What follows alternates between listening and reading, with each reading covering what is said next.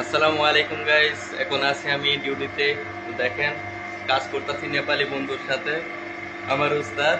Hello. उस्ताद, कुछ बोलिए हमारा ये रेफ्रिजरेशन का कंप्रेसर के बारे में। उस्ताद का फट गया रे क्या फट गया? सब कुछ। देखो हमारा उस्ताद ने क्या बनाया, गैस डाला हुआ है उसमें। अभी काम कला से हम लोग जा रहे मिशन हैं। कंप्लीट। मिशन कंप्लीट, हम लोग जा रहे हैं, दूसरे काम में जाएंगे अभी। তো আমাদের কাজ শেষ হয়ে গেছে, উস্তাদেও রেডি যাওয়ার জন্য। উস্তাদের নিয়ে যামুগা, উস্তাদে যাওয়ার জন্য পাগল হয়ে গেছে।